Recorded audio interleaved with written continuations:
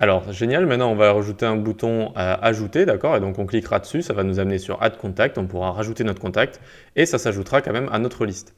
Par contre, ici, regardez, quand on va actualiser, eh bien, on va arriver à la racine, à l'index, et il n'y aura plus rien.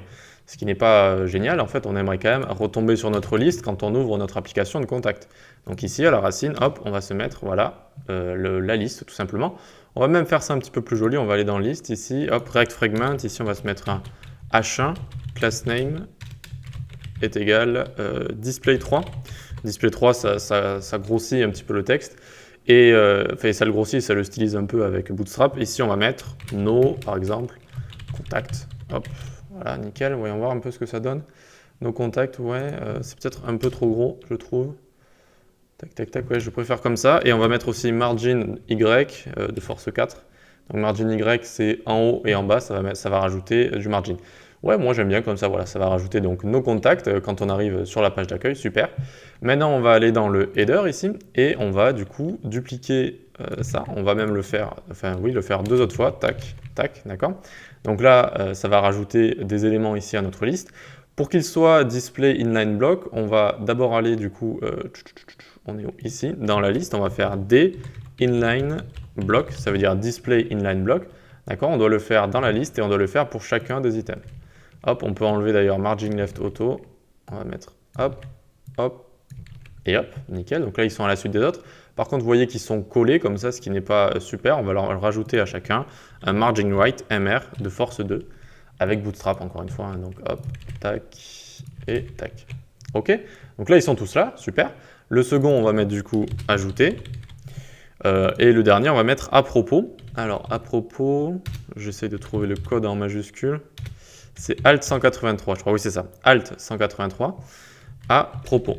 Tac, ça s'écrit comme ça, à propos. Ah, je suis plus sûr tout à coup. Je suis plus sûr. Si, c'est ça, à propos. Ça prend même un tiret apparemment. Bon, on va pas mettre le tiret. Voilà, on a le à propos ici, accueil et ajouter.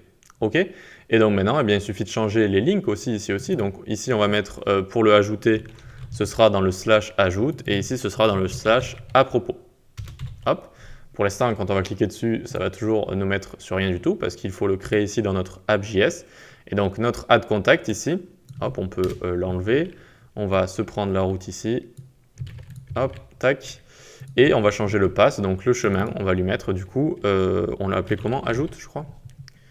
J'ai la mémoire qui flanche. Ajoute, ajoute, c'est ça. Donc regardez, hop, je clique sur ajouter. Ça ne marche pas. Ah, ben oui, ça ne marche pas. Pourquoi? Parce qu'on n'a pas changé le composant ici. Et oui, on doit bien mettre add contact, tout simplement. Tac. Et donc maintenant, je vais cliquer. On est bien du coup accueil, add contact. On rajoute un contact. Voilà, par exemple, hugo@gmail.com 555. Hop, tac. On retourne dans accueil. Et génial, ça s'est actualisé. On a bien Hugo maintenant. D'accord? Donc c'est assez sympa, l'user experience, moi j'aime bien ça. Et ben maintenant, ce qu'on va se faire, on va se faire juste une petite page à propos, mais vraiment histoire d'eux. Donc on va la mettre, allez, on va aller dans le composant. Ici, on va se créer un dossier page, même s'il va contenir qu'une seule page. Et bien ici, on va se mettre à propos, en camel case, à propos.js. Hop. Ça va être un composant tout simple qui va juste retourner du contenu. Donc on doit mettre un composant de type fonction, bravo. Et donc ici, on va mettre, par exemple, je ne sais pas, un H1, les détails de notre app.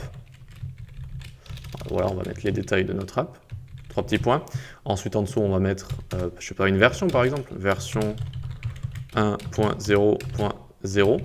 Ici, on va lui donner la classe lead. C'est encore une fois avec Bootstrap, ça permet de styliser un petit peu tout ça.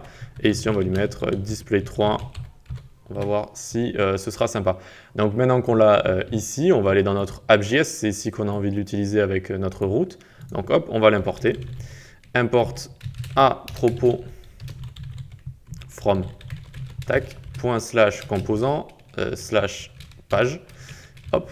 Et du coup, ici, on va pouvoir mettre, on l'a où ajoute, liste, et on ne l'a pas encore créé. C'est pour ça. On va du coup créer une nouvelle route pour notre à propos. Ici, on viendra, on mettra à propos. OK, et ce sera ici à propos, le composant qu'on va retourner. Voyons voir ce que ça donne. Tac, tac, tac. Alors, module not find can resolve component page. Composant page, et oui, vu qu'à la fin aussi, il faut mettre à propos. Je suis un peu fatigué là. Hop, à propos, ok. Donc les détails de notre app, je trouve que c'est écrit un petit peu trop gros. On va mettre en display 4 peut-être, display 4. Tac, les détails de notre app, oui, c'est pas mal, c'est pas mal. Tac, ah, c'est pas mal, nickel. Et donc, on a bien notre application, on a l'accueil, comme ça, avec nos contacts qui sont déjà prédéfinis, on peut en rajouter, et on a notre à propos. Voilà, pas très dur hein, de faire React Router. Ça peut aller plus loin que ça, un React Router, encore une fois. Je vous invite juste, par exemple, à aller sur React Router. Ils ont un site assez sympa, c'est assez agréable d'apprendre React Router. Donc, si vous avez des demandes assez spécifiques, vous pouvez aller regarder dans la documentation, c'est super bien expliqué. Et voilà, j'aime beaucoup cet outil. Et donc, nous, on va du coup faire une page, vous savez, 404 errors, quand on a l'erreur 404, comme ça, on sait bien de créer une page comme ça pour ces sites et ces applications. Eh bien, c'est ce qu'on va faire avec React Router dans la prochaine session. Allez, à tout de suite.